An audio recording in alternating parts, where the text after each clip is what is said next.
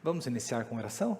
Senhor nosso Deus e nosso Pai, muito obrigado pela oportunidade que o Senhor nos dá de refletirmos na Tua Palavra, Senhor.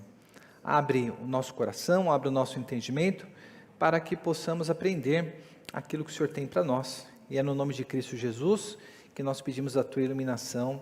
Amém. Bom, hoje nós daremos continuidade à nossa apresentação sobre Daniel. E nos domingos anteriores nós vimos um pouco sobre a localização do livro de Daniel, que não se encontra dentre os livros proféticos, mas está entre os escritos dentro da literatura judaica. Nós vimos aqueles que foram os contemporâneos de Daniel, lembrando que Daniel foi levado no primeiro cativeiro babilônico, na primeira invasão babilônica, ele juntamente com os seus amigos, e serviu durante um período de 70 anos, acompanhando tanto o Império Babilônico, na figura de Nabucodonosor e Beltesazar, quanto também no domínio medo-persa, que nós veremos hoje com Círio e Dario. Nós observamos que uma característica da maneira como o livro de Daniel foi construído é que nos capítulos de abertura e para o final do livro, ou seja, no capítulo 1 e dos capítulos 8 ao 12, o livro ele foi escrito na língua dos judeus. Lembrando que Daniel estava no cativeiro, servindo dentro da corte babilônica, então esta parte do livro foi escrita em hebraico. Mas a parte central, o miolo do livro, dos capítulos 2 até o capítulo 7, a língua em que o livro foi escrito foi na língua dos povos dominantes. Na língua dos medos e dos persas foi escrito em aramaico.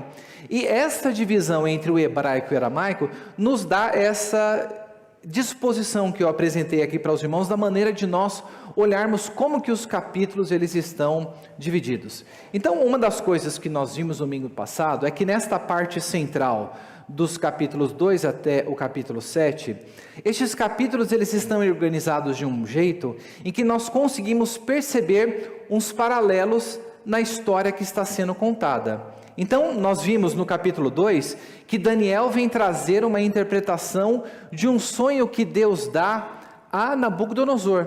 Então, o livro de Daniel ele não começa com Daniel tendo uma visão do Senhor, uma visão sobre o povo da Babilônia, mas nós vemos ali que Deus dá uma visão ali para o rei ele fica perturbado, e a visão, se os irmãos se lembram bem, é a visão daquela grande estátua, sendo que a cabeça daquela estátua, a cabeça de ouro, fazia referência ao Império Babilônico, o Império de Nabucodonosor. Então nós vemos que Daniel dá ali a interpretação ao rei, e nós veremos hoje que o capítulo 7, nós começaremos a partir do 6, que foi de onde nós paramos, mas apenas para apresentar o paralelo. O capítulo 7 faz um paralelo com o capítulo 2, porque da mesma maneira que no capítulo 2 o rei tem uma visão sobre aquela estátua, e Daniel dá a interpretação dizendo que aquilo eram os reinos que viriam após o reino da Babilônia, no capítulo 7, agora é Daniel que vai receber uma visão, vai ficar perturbado com aquela visão, não vai entender o que está acontecendo, e Deus vai dar uma interpretação do que se encontra. No capítulo 3, nós vimos a história dos amigos de Daniel, que foram fiéis a Deus e foram lançados por isso na fornalha de fogo ardente, e o paralelo dessa história nós vemos no capítulo 6, que nós veremos hoje, que se no capítulo 3 há uma descrição da perseguição que os amigos de Daniel sofreram, e vocês se lembram onde que Daniel estava no capítulo 3? Nós não sabemos. No capítulo 3 é dito que foi dado a ordem para todos sobre o que eles deveriam se dobrar diante da estátua quando as trombetas tocassem, mas nós não ouvimos nada ali sobre Daniel. É muito provável que a maneira como Daniel escreveu foi justamente para mostrar no capítulo 3 o que estava acontecendo com os amigos dele, e no capítulo 6 ele vem relatar agora uma perseguição que Daniel sofreu, por conta dele não se dobrar aquilo que havia sido colocado, obedecer um edito que havia sido colocado pelo rei. E no capítulo 4 e 5, nós vemos o relato daqueles dois reis orgulhosos. De um lado nós temos Nabucodonosor, que nós vemos que foi cortado dentre os viventes e viveu como um animal, comendo das ervas, tudo, mas que ao final desse processo, nós vemos que a atitude de Nabucodonosor foi uma atitude de humildade diante daquilo que havia sido colocado sobre ele, mostrando Deus exercendo o seu juízo.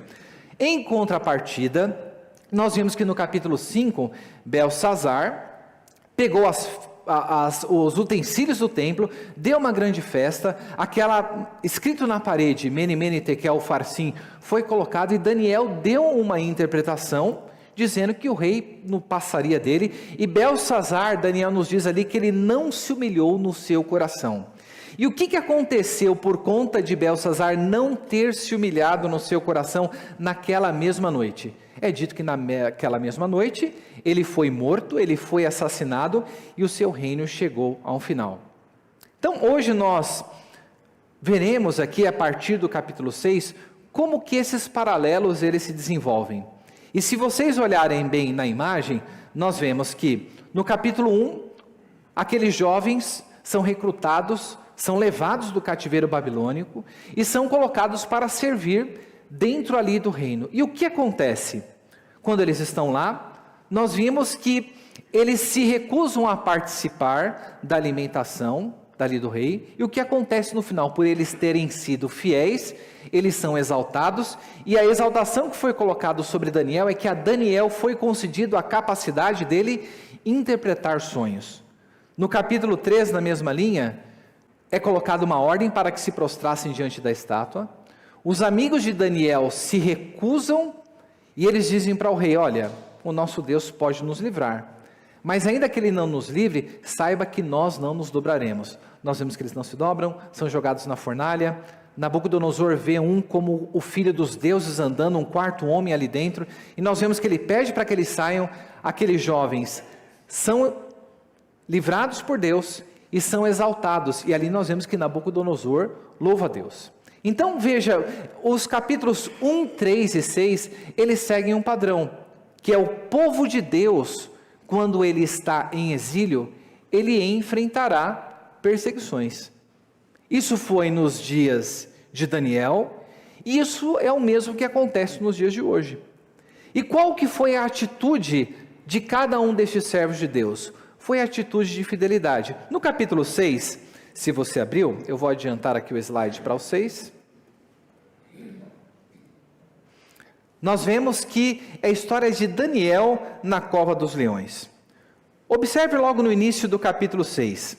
É dito que Dario, veja, aqui já muda quem que é o rei, não é Nabucodonosor. Então aqui nós não estamos mais sobre o Império Babilônico. Então do capítulo anterior 5 para o 6, nós vemos que nós saímos, Daniel não está mais servindo ao povo, aos reis babilônicos, mas ele está servindo a Dario, que é do Império Medo-Persa. Então ele coloca: Dario decidiu constituir 120 sátrapas para que administrassem todo o seu reino. Sobre eles colocou 3 presidentes, dos quais Daniel era um, aos quais esses sátrapas deveriam prestar contas, para que o rei não tivesse prejuízo nenhum. Então o mesmo Daniel se destacou entre os demais presidentes e sátrapas, porque nele havia um espírito excelente. O rei até pensava em colocá-lo sobre todo o reino. Então veja, a posição em que Daniel se encontrava era numa região de cativeiro, era em um povo que era pagão, um povo que era violento, como nós veremos mais adiante nas imagens que serão colocadas na visão que Daniel terá. Mas o que Daniel estava fazendo em meio ao cativeiro? Ele estava servindo dentro do palácio. Não é essa a situação que nós nos encontramos hoje? Nós não estamos na terra prometida. Nós não estamos no novo céu e na nova terra. Nós estamos, como Pedro, nós já vimos nas exposições passadas do Novo Testamento, nós somos como que peregrinos neste mundo. E como pessoas que se encontram no mundo, o que nós devemos fazer? Nos refugiar em um mosteiro? Não. Nós devemos trabalhar. Nós devemos viver a nossa vida comum. Se os irmãos se lembram da aula sobre Jeremias, Jeremias dirige a palavra para o povo que estava no cativeiro, e os falsos profetas estavam dizendo que o exílio teria curta duração, que acabaria, que o povo voltaria, e Jeremias fala: não, isso daqui vai durar pelo menos 70 anos. Então façam o seguinte: vivam a vida na cidade, orem pelo bem da cidade, casem-se e tudo, vivam as suas vidas, porque aquilo que Deus colocou irá se cumprir, o juízo não acabará antes do tempo. Então, como pessoas que estavam no exílio, aquelas pessoas estavam vivendo e trabalhando, e a posição que Daniel se encontrava era uma posição exaltada, uma posição dentro do governo. E o que vai acontecer aqui? Nós vemos que as pessoas que estavam sob a liderança dele estavam buscando alguma coisa para acusar Daniel. E a razão de acusação delas para Daniel estava relacionada com ao Deus a quem ele servia, com a religião a que ele tinha. Veja ali no capítulo 4, então os presidentes e sátrapas começaram a procurar um pretexto relacionado com a administração do reino para poderem acusar Daniel. E o texto nos diz que eles não conseguiam encontrar nada. Então o que eles resolvem ardilosamente? No final do versículo 5, nós vemos que, olha, a menos que procuremos algo relacionado com a lei do Deus a quem ele adora. E vocês conhecem a história. Então eles chegarão diante do rei, que gostava de Daniel. Eles fazem o rei assinar um edito dizendo que nos próximos 30 dias ninguém deveria fazer nenhuma oração ou pedido a algum outro Deus que não fosse o rei. O rei, todo orgulhoso, assina esse edito. E o que acontecia com a lei dos medos e dos persas? A lei que era lançada, ela não podia ser revogada. Então aqueles homens colocam, ela, de acordo com a lei dos medos e dos persas, o senhor lança um edito, sabendo que a lei dos medos e dos persas não pode ser revogada. E o que isto faz com Daniel? Daniel fica sabendo desta lei. E o que a lei dizia era como: Daniel, olha, nos próximos 30 dias, você não deve orar ao seu Deus, e a única pessoa a quem você deve dirigir os seus pedidos é o rei. Qual que é a atitude de Daniel? Imagina só, se nós estivéssemos numa atitude dessa, né? É provável que nós colocaríamos, olha, o que são 30 dias, né? Vou correr o risco de cair nas mãos do imperador? Daniel, ele não sai fazendo um protesto. Daniel, ele não age com rebeldia, mas no versículo 10, olha o que Daniel fez quando ele soube. Quando Daniel soube que o documento tinha sido assinado, voltou para casa. Em seu quarto, no andar de cima, as janelas abriam para o lado de Jerusalém. 3 vezes por dia, ele se punha de joelhos e orava e dava graças diante de Deus, como era o seu costume. Então, o que Daniel faz quando ouve essa notícia, que seria uma notícia desesperadora para as pessoas que serviam a Deus? Ele continua fazendo aquilo que ele fazia. Ele não se rende à adoração ao rei, porque reconhece que nenhum ser humano merece o único louvor que é dado a Deus, e o texto diz, como era de seu costume, o que Daniel fazia? 3 vezes por dia ele orava. É capaz que muitos de nós não nos importaríamos muito com esse dito do rei, porque quantas vezes, né, se a gente olhar para o nosso costume, a gente tende a orar. Então, Daniel era uma pessoa que tinha uma vida de comunhão com Deus, e como era costume, nós vemos isso até mesmo no livro de Atos, no Novo Testamento, das 3 horas que os judeus oravam, ele orava voltado para Jerusalém, ele continuou servindo a Deus. A armadilha estava posta. Aqueles homens chegam até o rei sabia que aquilo não poderia ser mudado, porque afinal a lei dos medos e dos persas não poderia ser alterada, e daí no versículo 16 nós vemos que o rei ordena que Daniel fosse jogado na cova dos leões. Mas o rei, ele era amigo de Daniel, ele gostava de Daniel, e nós percebemos isso daí no texto, porque o rei diz o seguinte: o seu Deus, a quem você serve continuamente, que ele o livre. Daniel é jogado ali, nós conhecemos das histórias de criança, eu acho que esta é a cena que nós mais gravamos do livro de Daniel, né? Então Daniel ali dentro da cova dos leões, tudo, nós vemos que nada acontece com ele, e a primeira coisa que o rei faz quando ele acorda, ele vai ali até a cova, e ele pergunta: Daniel, servo do Deus vivo, versículo 20, será que o seu Deus a quem você serve continuamente, conseguiu livrá-lo dos leões? Daniel responde que o rei vive eternamente, o meu Deus enviou o seu anjo e fechou a boca dos leões para que não me fizesse mal algum, porque fui considerado inocente diante dele, e também não cometi nenhum delito contra o Senhor, ó Rei. Você sabe qual que é o significado do nome Daniel? Alguém sabe? Alguém falou aqui. Deus é o meu juiz. Então é interessante nós olharmos, né, o significado do nome sendo apresentado e cumprido aqui na vida de Daniel, porque Deus era o juiz dele, e Daniel reconhecendo isso, ele diz, olha, eu sou inocente diante de Deus, e eu não cometi nenhum delito contra o Senhor, ó Rei. Daniel glorifica a Deus. Nós vemos que o rei pega, ordena que todos aqueles homens fossem lançados na cova, e nós vemos que o texto diz que antes mesmo que os corpos chegassem, os leões já avançavam e matavam aquelas pessoas. E o texto mais uma vez nos coloca, então o rei, com muita alegria, mandou que tirassem Daniel da cova, e no final do 23, porque havia confiado em seu Deus. Veja, assim Daniel foi tirado da cova, e não se achou nele ferimento algum, porque havia confiado em seu Deus. A temática constante dos capítulos 1, 3 e 6, qual que é?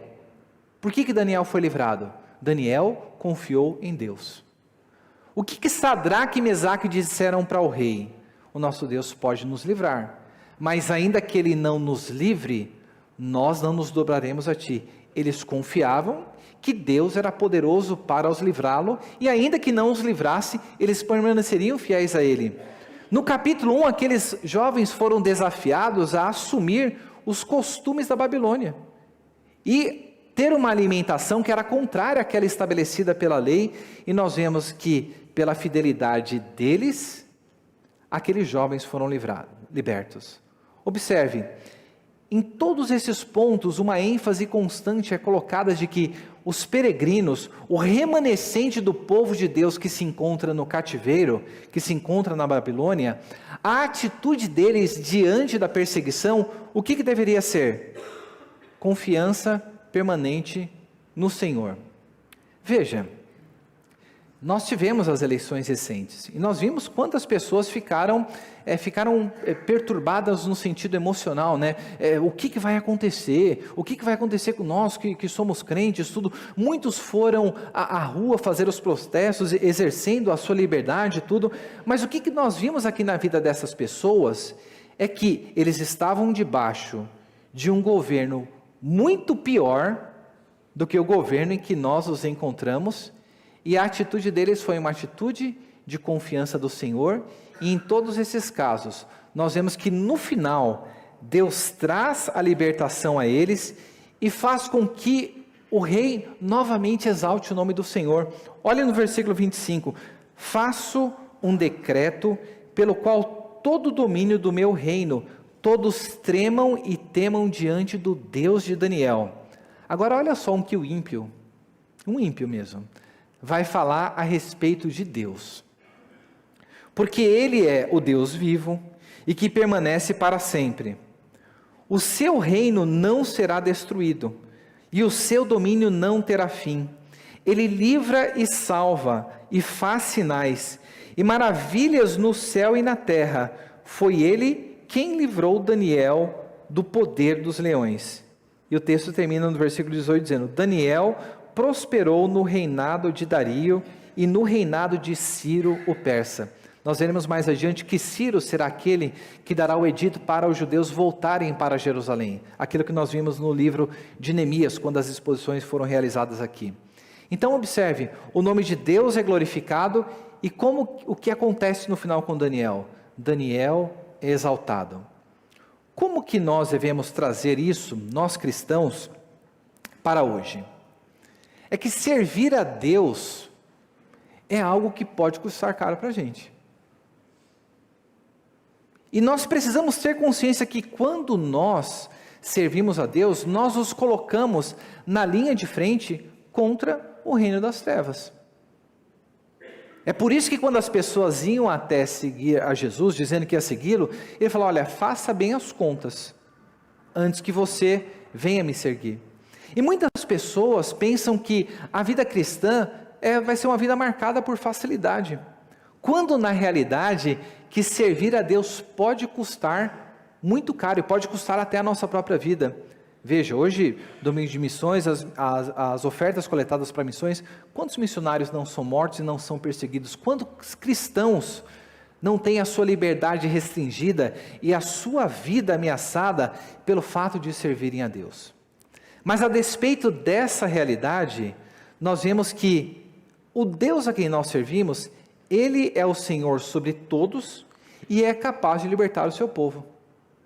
Ele libertou da fornalha, Ele libertou da cova dos leões, e ainda que nós padeçamos, não recebamos livramento em vida, nós vimos que o maior de todos os nossos inimigos, a morte, foi vencida por Cristo Jesus. Nós vemos que a nossa luta, no final, nós veremos mais adiante no livro de Daniel, nossa luta não é contra carne e sangue, mas contra os principados e potestades nas regiões celestiais, que a palavra de Deus nos diz que Cristo os expôs à vergonha pública, porque Deus em Cristo venceu sobre todos eles. Porque no final de tudo, sua vitória final é realizada em Jesus. Daniel, ele não retornará para Jerusalém, nós não vemos o registro do retorno para Jerusalém. Nós vemos que o povo vai retornar depois do cativeiro. Mas a vida deles nós veremos que continuarão na mesma. É só lembrar da Jerusalém dos dias de Jesus. Mas o que essa parte nos mostra é justamente isso, que embora servir a Deus possa custar caro, Ele é o Senhor sobre todos e é capaz de libertar o seu povo. Sua vitória final é realizada em Jesus. A palavra de Deus nessa parte, ela nos desafia a vivermos uma vida de fidelidade em meio às perseguições. E essa história, ela instila em nós justamente de que Deus ele está sob o controle de todas as coisas e tudo aquilo que nós precisamos fazer é viver uma vida de fé, como Daniel, porque havia confiado em seu Deus, o livramento veio sobre a vida de Daniel. Isso nos mostra a grandiosidade e o poder de Deus. Indo para o próximo capítulo, fechando essa parte central, nós chegamos ao centro do livro, que aqui nós veremos de um lado o sonho que teve no capítulo 2, e no capítulo 7, você vai ver aí, o título que está em negrito na sua Bíblia deve ser, o sonho sobre os 4 animais. Eu não sei com o que você sonhou ontem à noite, mas assim, olhando um pouquinho para o rosto de vocês não estão com cara de que tiveram um pesadelo ou alguma coisa muito difícil. Eu inventei de comer um hambúrguer ontem à noite, e não caiu muito bem, eu não consegui dormir muito bem hoje à noite não, mas não tive nenhum sonho perturbador. Mas nós veremos aqui que Daniel, ele vai ter um sonho com umas figuras estranhas. Vamos observar que figuras que Daniel sonhou, e o que nós observaremos nisso, é que o Deus a quem nós servimos, Ele é o Deus Senhor soberano sobre a história. Você não imaginava qual seria o resultado da eleição agora. Imagina que você fosse um judeu, vivendo na época que Hitler chegou ao poder, você não imaginava que aquilo aconteceria, e é possível que nessas situações nós paramos e digamos, será que Deus não está vendo nada? Por que Deus permite que uma pessoa ruim, uma pessoa corrupta, uma pessoa má, uma pessoa tirana, isso falando em termos do mundo inteiro, essa pessoa suba o poder? Deus não deve estar olhando para nada disso não. Veja, Daniel estava sobre o cativeiro, havia saído do cativeiro babilônico, e nós vemos que ele vai para o cativeiro depois dos medos e dos persas. Mas como que começa o capítulo 7? No primeiro ano do reinado de Belsazar, rei da Babilônia. Como que começou o 6? Dario decidiu constituir 120 sátrapas. O capítulo 7 de Daniel, ele vem voltar para que período da história? Ele vem voltar para o período quando Belsazar era rei. Lembra, na sequência, Daniel ele não está organizado de maneira cronológica. Nós já vimos que aconteceu no capítulo 5, que pelo orgulho de Belsazar, naquela mesma noite que Daniel deu a interpretação, nós vemos que Belsazar foi morto. E lembra quando Daniel deu a interpretação sobre aquele Mene, Mene, Tekel, Farsim? E a gente falou, mas como que por apenas aquelas palavrinhas, Daniel trouxe todo aquele entendimento dizendo que o rei passaria da mão de Belsazar? O capítulo 7 vem justamente mostrar o que já estava acontecendo na vida de Daniel quando Belsazar começou a reinar. Então, quando a gente está lendo aqui o capítulo 7, a gente tem de lembrar, o livro de Daniel não está colocado em sequência cronológica. Então, aqui ele volta a pensar, a dizer o que estava acontecendo no período de Belsazar, e ele diz que Daniel teve um sonho e visões passaram diante dos seus olhos. Eu não tenho o costume de fazer registro dos meus sonhos, né? As pessoas de fora, né, tem uma superstição contra os sonhos, né? Então, se você sonhou com, sei lá, com cobra, fique esperto porque alguém vai estar te traindo. Se sonhou com tal coisa, é possível que tal coisa venha a acontecer. Então, tem toda uma teoria de interpretação de sonhos, tudo, né? Mas, o que Daniel fez aqui? Daniel, ele registrou os seus sonhos. E no versículo 1 fala que, logo depois, ele escreveu o sonho, fazendo um resumo de todas as coisas. E vamos ver aqui o que tanto perturbou Daniel. Daniel, ele vai sonhar com 4 animais. Lembra do sonho do rei? O rei de Nabucodonosor sonhou de uma estátua, cabeça de ouro, peito de prata, daí lombo e concha de bronze, perna de ferro e os pés de barro misturado com ferro. E daí lembra que vinha uma pedra que não havia sido cortada por mão humana e destruía aquela estátua. Então, o que simbolizava a cabeça? A cabeça era o próprio reino de Nabucodonosor. Então, a cabeça era babilônica. E quando nós olhamos na sequência, o que nós veremos aqui, nós veremos quais seriam esses outros impérios. Então, o primeiro animal que Daniel vai observar no seu sonho, ele começa descrevendo no versículo 2. Daniel disse: eu estava olhando durante minha visão de noite, e eis que os 4 ventos dos céus agitavam o grande mar, 4 animais grandes diferentes um dos outros subiam do mar. O primeiro animal, versículo 4, era um leão, mas não era um leão comum, era um leão que tinha asas de águia. Enquanto eu olhava, as suas asas foram arrancadas, e ele foi levantado da terra e posto em pé para que andasse como homem, e foi dado a ele uma mente humana. Vocês se lembram de alguma coisa? Lembra? Daniel está fazendo um paralelo com o sonho do rei. E a cabeça de ouro representava o que? O reino da Babilônia. Este leão aqui representa o reino da Babilônia. E o que é dito? Um leão com asas. As asas dele são cortadas, são removidas, né? Enquanto eu olhava, as suas asas foram arrancadas.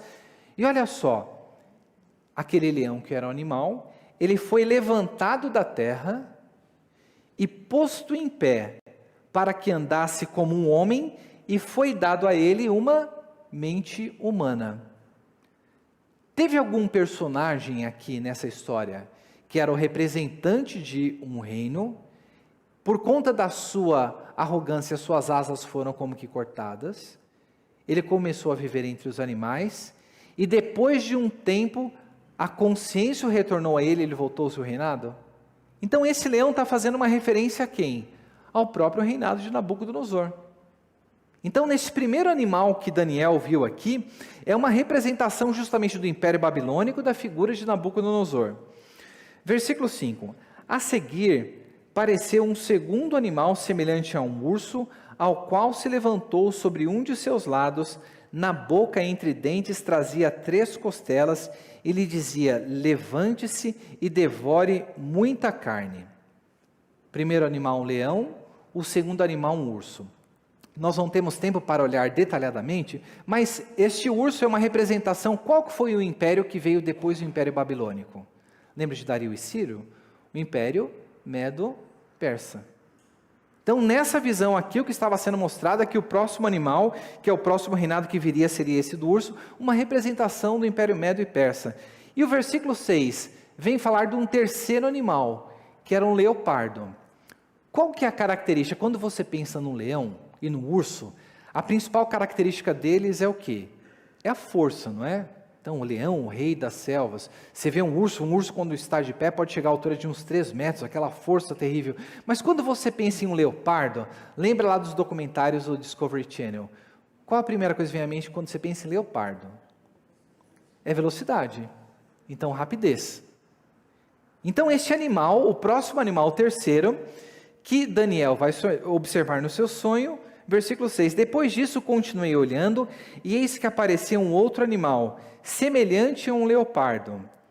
Tinha nas costas 4 asas de ave, este animal também tinha 4 cabeças, e foi-lhe dado domínio. Agora pensa, se um leopardo é rápido, imagina um leopardo com asas, né? Bem mais rápido ainda. O império que está sendo representado aqui é o império grego. É o império que sucedeu depois aos medos e os persas, vai destruir o império grego. E qual que foi o grande general grego que espalhou a cultura grega por toda a região do mundo conhecido da época, que tem como o apelido de O Grande? Alexandre o Grande. Então aqui a referência ao leopardo é interessante, até você pode buscar na internet, numa das moedas mostrando por Alexandre, você vai observar como que o rosto dele e como que um leopardo colocado sobre a cabeça.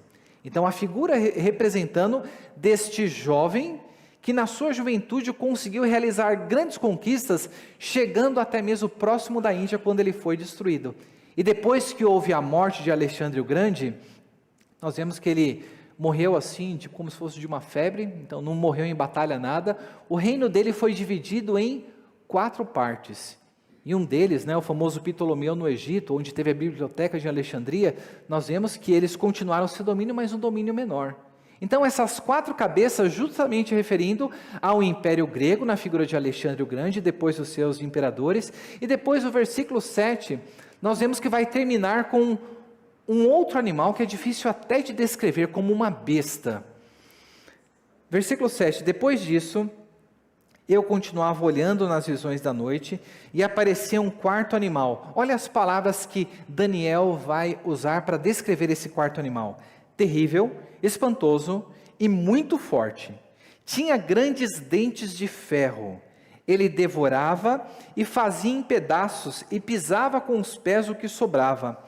Era diferente de todos os animais que apareceram antes dele, e tinha 10 chifres. Agora olha só porque que Daniel ficou perturbado. Olha o que ele vai ver, que coisa estranha. Enquanto eu observava os chifres, eis que entre eles subiu outro chifre, pequeno, diante do qual 3 dos primeiros chifres foram arrancados. E eis que neste chifre havia olhos, como olhos de ser humano, e uma boca que falava com arrogância. Então tenta imaginar esse animal, essa besta, essa fera, com 10 chifres, e quando a gente vê a menção sobre chifres na Bíblia, nós vemos que o Senhor exalta o chifre do seu povo. Então a figura hebraica utilizada aqui é justamente do que? O chifre no touro indica algo a respeito do que?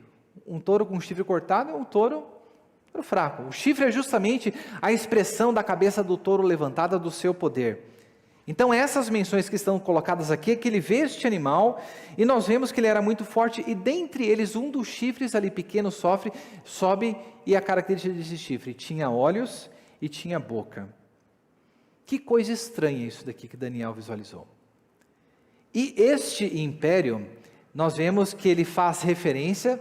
Se o primeiro animal do leão foi da Babilônia, o segundo animal, o urso, o Império Medo-Persa, o terceiro animal, o leopardo, o Império Grego, este último animal, ele representa Roma e todos os domínios posteriores. Com os 10 chifres, referindo aos reinados, nós entraremos em detalhes sobre isso, mas justamente o que Daniel está vendo aqui? Daniel está vendo o que iria acontecer, Deus está mostrando para ele, nos próximos anos em que ele se encontrava no cativeiro. E esta visão que Daniel tem, é dito que ele ficou muito alarmado com as coisas que ele viu.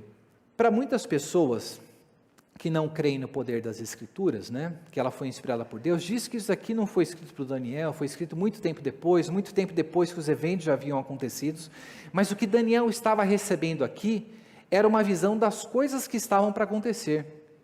E Deus estava mostrando para ele, nós veremos que os impérios serão mencionados posteriormente, que a Babilônia, ela cairia, que o seu poder seria removido e que outros impérios viriam e dominariam sobre as pessoas do mundo.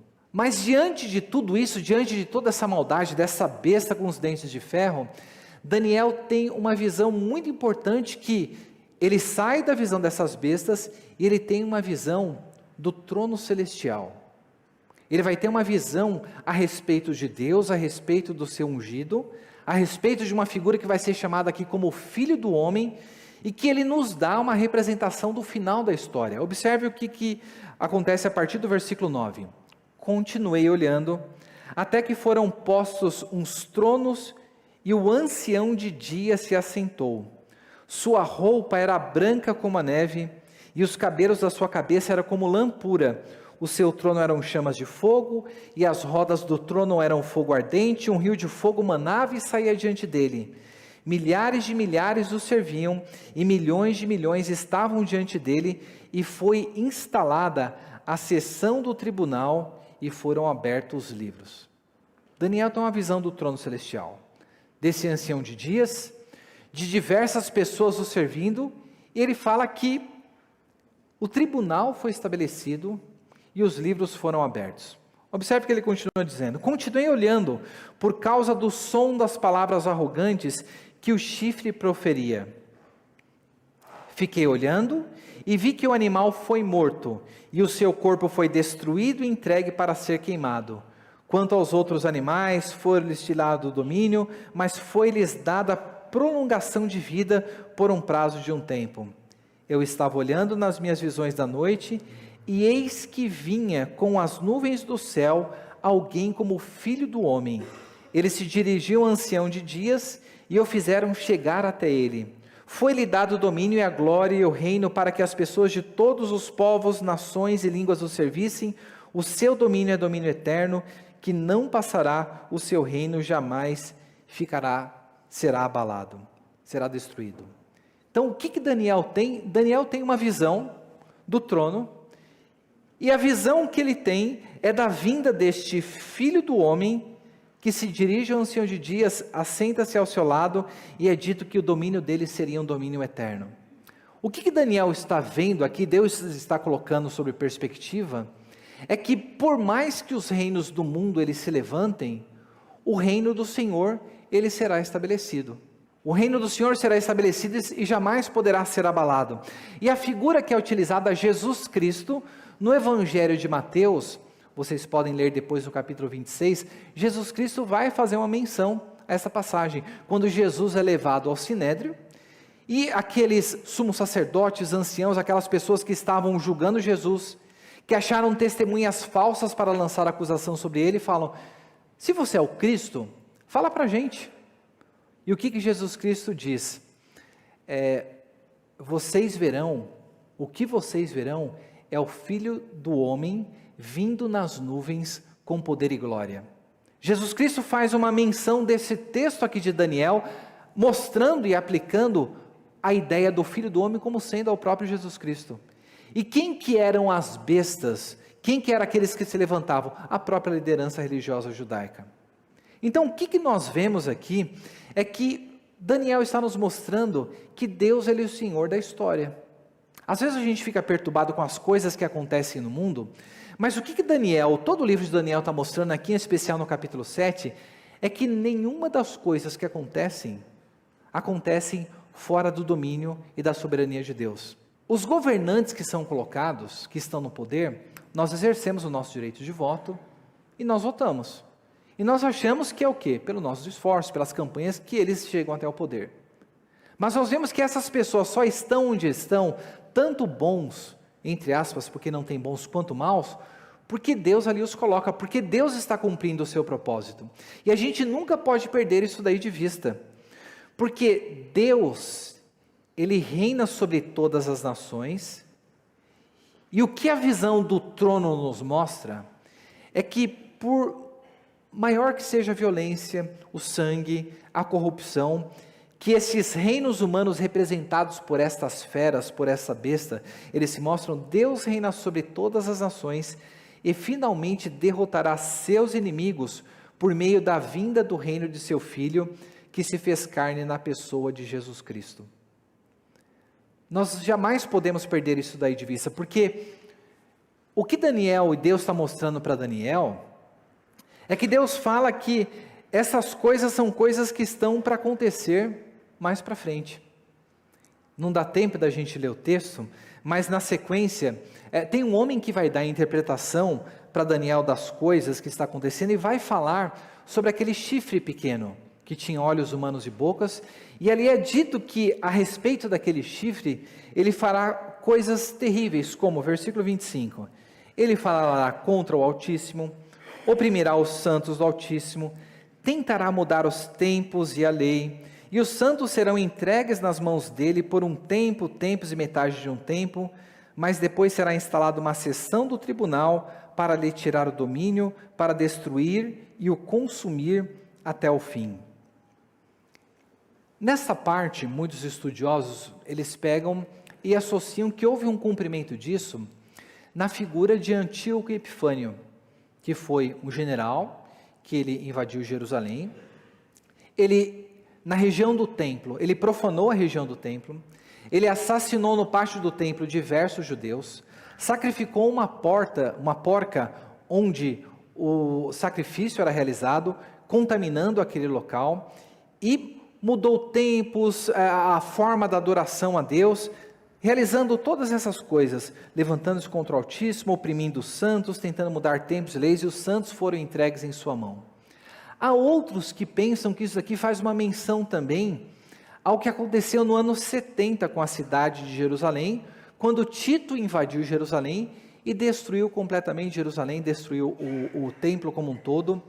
Mas o que Daniel está nos mostrando, Jesus Cristo fará uma menção a esse texto de Daniel 7, é que o que está sendo representado nesse pequeno chifre é justamente o espírito do anticristo, daqueles que se levantam contra a adoração a Deus.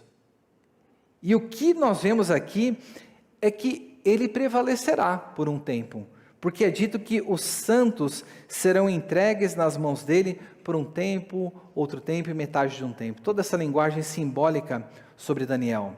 Mas o versículo 27 termina dizendo: mas o reino, o domínio, a majestade dos reinos debaixo de todo o céu serão dados ao povo do santo do Altíssimo, o seu reino será um reino eterno, e todos os domínios o servirão e lhe adorarão. O reino do nosso Senhor, ele vencerá. E Daniel continua mostrando isso. Ele vem partindo para a seção final do livro.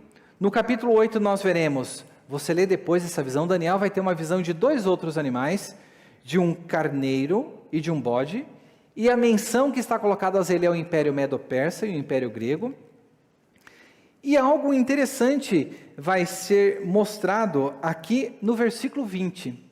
Olhem lá para o versículo 20, do capítulo 8, perdão. Aquele carneiro com 2 chifres que você viu são os reis da Média e da Pérsia. Lembra, Daniel estava tendo essa visão, e a interpretação que ele recebeu era na época que a Babilônia ainda estava no poder, e Belsazar era o rei. Então o anjo está dizendo aqui para ele, o anjo Gabriel, aquele carneiro com 2 chifres são os reis da Média e da Pérsia, os 2 chifres representando cada um desses reinos. O bode peludo é o rei da Grécia, aquela menção a Alexandre o Grande, e o chifre grande entre os olhos é o primeiro rei. O fato de o chifre ter sido quebrado, levantando-se 4 chifres no lugar dele, significa que 4 reinos se levantarão deste povo, mas não com a força igual a que ele tinha. Então, ali apresenta novamente que este reino do bode, ele seria dividido em 4, que os 4 reis de Alexandre o Grande, depois que ele morreu, e ele termina no versículo 23 colocando: quando se aproximar o fim desses reinos, surgirá um rei cruel e mestre de intrigas. Versículo 24, será grande o seu poder, mas olha só, mas não por sua própria força. Causará destruições terríveis, prosperará naquilo que fizer, destruirá os poderosos e o povo santo, por sua astúcia fará prosperar o engano, no coração ele se engrandecerá e destruirá muitos que vivem despreocupadamente, se levantará contra o príncipe dos príncipes, mas será destruído sem intervenção humana. A visão das tardes e das manhãs que lhe foi dada é verdadeira, mas guarde a visão em segredo, porque se refere ainda a dias muito distantes.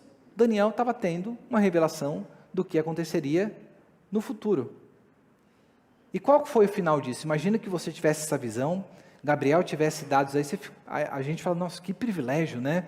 Que alegria. Daniel ficou assim: eu, Daniel, enfraqueci e fiquei doente vários dias. Depois me levantei e tratei dos negócios do rei e fiquei espantado com a visão, pois não havia quem a entendesse. O que o texto bíblico está mostrando para a gente é que mesmo diante de provações impeditivas, o povo de Deus, ele recebe o conforto na verdade de que Deus é soberano sobre todas as nações e sobre os líderes que as governam. Nesses momentos de transição política, nós deveríamos ter isso daí em mente, porque as coisas que acontecem, elas estão acontecendo de conformidade com aquilo que Deus, Ele mesmo estabeleceu para o seu povo. E Daniel, quando ele está no meio dessas visões, ele parte e vem para o famoso capítulo 9, que é o capítulo onde vai ter a oração de Daniel. Daniel, ele vai ter uma oração e Daniel começa a se perguntar, ok, eu recebi essa visão, o Império Babilônico não permanecerá para sempre, outros virão e se separarão, mas quando é que Deus vai retornar? Quando é que Deus vai fazer a gente retornar do cativeiro babilônico? E o capítulo 9 nos fala que Daniel, ele estava lendo o livro do profeta Jeremias, e lá no capítulo 25, lá fala que o período do cativeiro duraria 70 anos.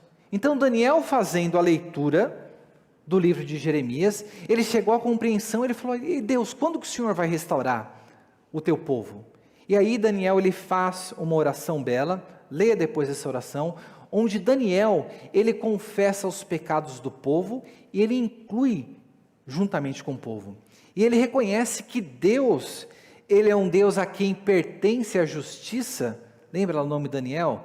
Deus é o meu juiz. E no versículo 7 da sua oração ele fala, a ti, Senhor, pertence a justiça. Daniel reconhece que aquele cativeiro se devia ao povo ter violado a lei do Senhor. Mas Daniel sabe também que o Deus a quem nós servimos, que é o Deus de justiça, é um Deus de misericórdia. Versículo 9, ao Senhor, o nosso Deus, pertence a misericórdia e o perdão. Juízo e misericórdia. Daniel, essas duas coisas estão presentes na oração dele. E no final ele pede, lá no final do versículo 19, ó Senhor, ouve, ó Senhor, perdoa, ó Senhor, atende-nos e age, não te demores por amor de ti mesmo, ó meu Deus, porque a tua cidade e o teu povo são chamados pelo seu nome. Daniel estava no cativeiro, e Daniel queria retornar, ele queria ver o povo de Deus restaurado para que o nome de Deus fosse glorificado. E qual você imagina que foi a resposta que o anjo deu para Daniel? Daniel leu no profeta Jeremias, duraria 70 anos. Lembre-se que nós vimos lá nos slides iniciais, o período do ministério profético de Daniel demorou um período de 70 anos. Mas um anjo vem até a Daniel e ele diz algumas palavras bonitas para Daniel. Versículo 23. Quando você começou a fazer as suas súplicas, foi dada uma ordem e eu vim para explicar tudo a você, porque Deus o ama muito. Daniel estava perturbado com aquelas coisas. Daniel, ele ora a Deus, ele confessa os seus pecados, o pecado do povo, se coloca junto do povo, reconhece a justiça de Deus, pede para que Deus exerça a sua misericórdia, e o anjo vem até ele e fala, olha, eu vou te falar o que irá acontecer, e eu vim aqui até você porque Deus o ama muito. Só que a notícia que o anjo vem dar para Daniel, e era Gabriel, é que o cativeiro não duraria apenas 70 anos, mas duraria 7 vezes 70, 490. Versículo 24, 70 semanas estão determinadas para o seu povo e para a santa cidade, para acabar com a transgressão, para dar fim aos pecados, para expiar a iniquidade, estou lendo o versículo 24, para trazer a justiça eterna, para selar a visão, a profecia, para ungir o santo dos santos. Versículo 25, saiba e entenda isso, desde que foi dada a ordem para restaurar e edificar Jerusalém, até a vinda do ungido, o príncipe, haverá 7 semanas e 72 semanas. Então aqui, não são apenas 70 anos, mas 7 vezes 70. E até que venha quem? A vinda do ungido do príncipe. Aqui nós vemos uma menção, no livro de Daniel, a vinda de Jesus Cristo. Então, até que a vinda de Jesus Cristo chegasse, esse período do cativeiro, ele se estenderia não apenas por 70 anos, mas esses quase que 490 anos, até a vinda de Jesus Cristo. O que está sendo mostrado aqui? Depois do cativeiro babilônico, uma das coisas que fica nítido no povo de Israel, o povo de Israel não se voltou mais para a idolatria. Então nós não vemos registros do Novo Testamento do povo de Israel se voltando contra a idolatria. Mas o cativeiro mudou o coração do povo? Não mudou. O ungido veio, o príncipe veio, o Messias veio, e o que eles fizeram com Jesus Cristo? Eles o crucificaram. Eles não reconheceram a vinda do Messias. Então, o que Deus está mostrando aqui por esta interpretação é de que o cativeiro físico, aquilo não daria conta de lidar com o pecado da humanidade. Não apenas do povo, mas do povo escolhido de Deus. Teria de vir um ungido, um príncipe, e é dito no versículo 26, depois dessas 72 semanas, o ungido será morto e não terá nada. O povo de um príncipe que há de vir destruirá a cidade e o santuário, o seu fim virá como inundação, até o fim haverá guerra, desolações que foram determinadas. O texto ele vem aqui mostrando que estas 70 semanas, ela compreenderia justamente o período da obra do Messias, da obra de Cristo.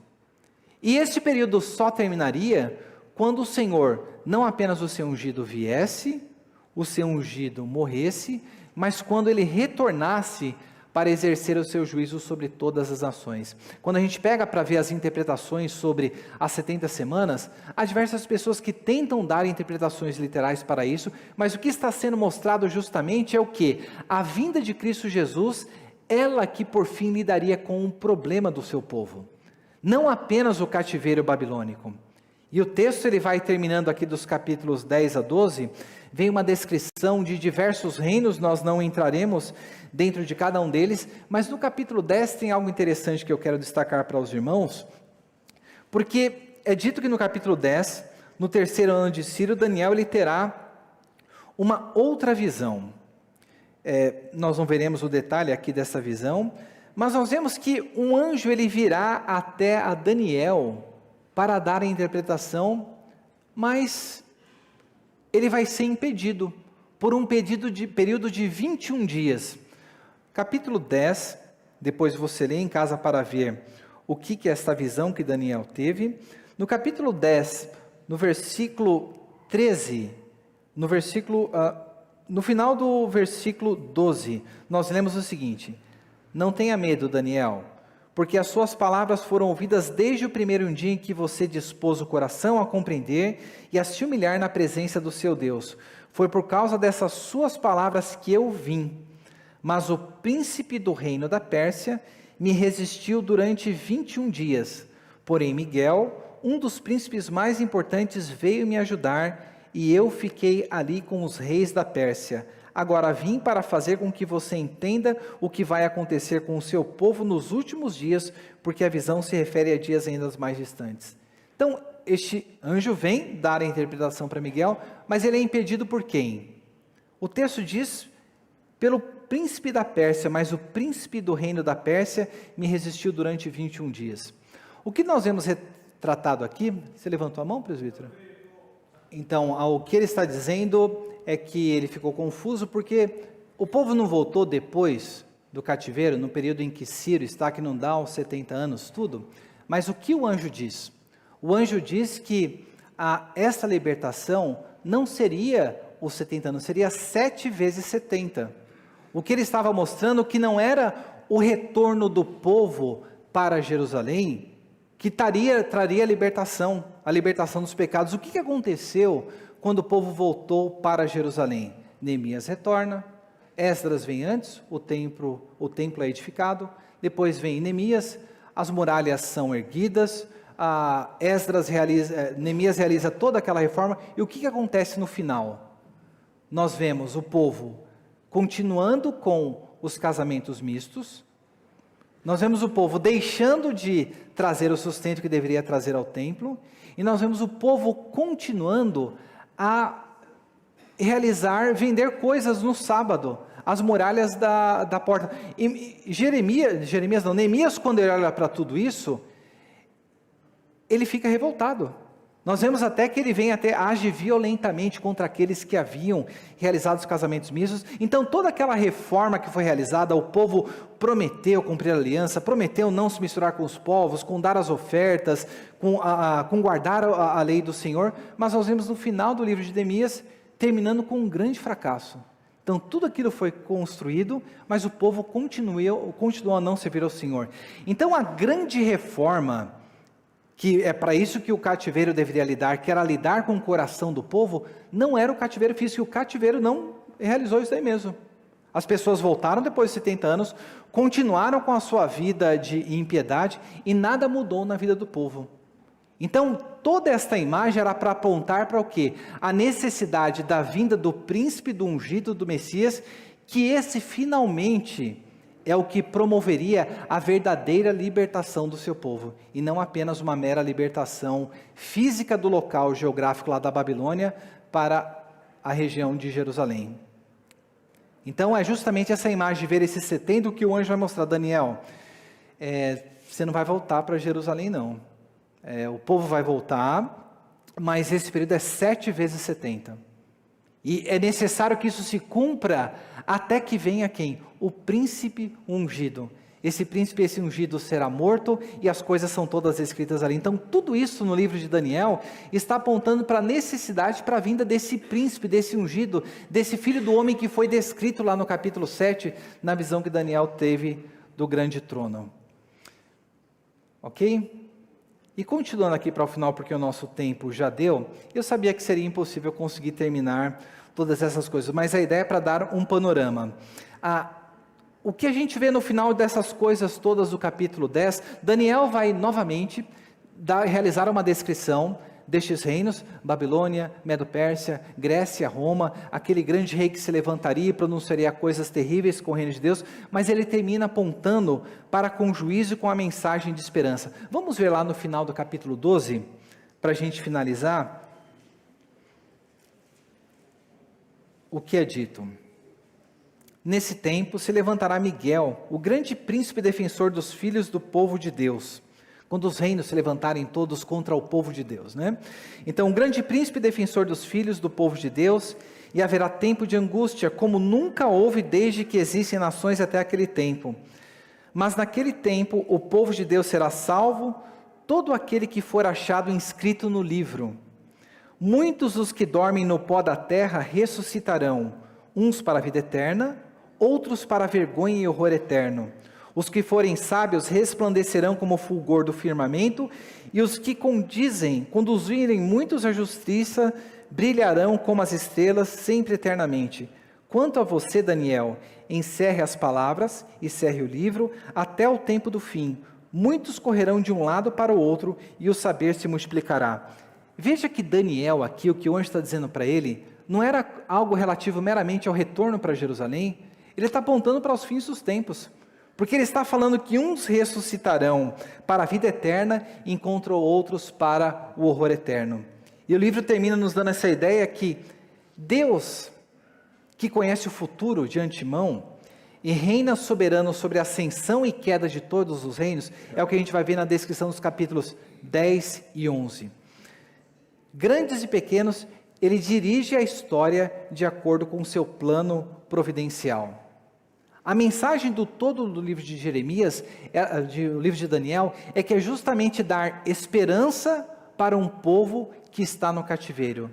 E essa esperança se dá por meio do quê? Da confiança no Deus, que é o Deus que dá livramento ao seu povo, que é o Deus que julga os orgulhosos, que é o Deus que dá revelação sobre as coisas que estão por acontecer, e é o Deus que estabelece o reino do Filho do Homem, o reino do príncipe do seu ungido, e traz a vitória contra todos os reinos opressores da terra. O que Daniel descreve não foi apenas o que aconteceu nos seus dias, mas é a história do povo de Deus ao longo da história da humanidade, até quando Cristo voltar. Este reino final, dessa besta final, nós vemos que se levanta, são os reinos que têm se levantado, mas a mensagem final é que Deus estabelecerá o seu príncipe, o seu ungido, trazendo a justiça final a todos. Diácono Marcos, para a gente terminar.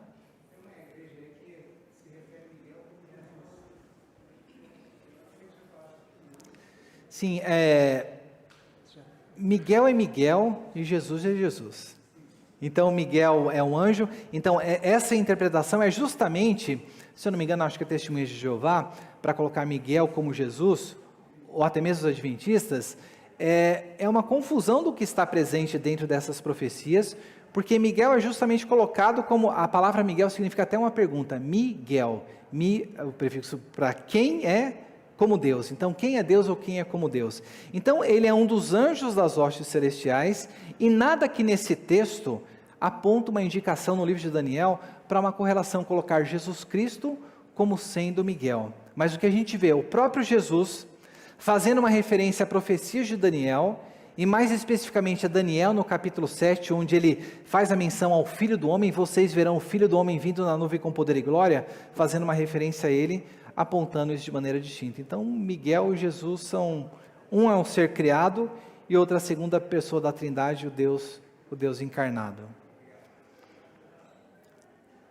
Foi meio corrido, mas eu espero que pelo menos vocês tenham se sentido motivados a olhar para este livro das Escrituras, mostrando que, como peregrinos, nós servimos a um Deus que dá livramento ao seu povo, que é um Deus que julga o orgulho, que é um Deus que nos revela as coisas que estão por vir, e é o Deus que nos dá esperança. E tudo aquilo que a gente tem que fazer é o quê? É ter paciência e confiar nas promessas do estabelecimento do reino do nosso Deus. Então, que você se sinta motivado a ler o livro de Daniel, e que essas aulas tenham te ajudado a pelo menos ter uma visão bem por cima deste livro.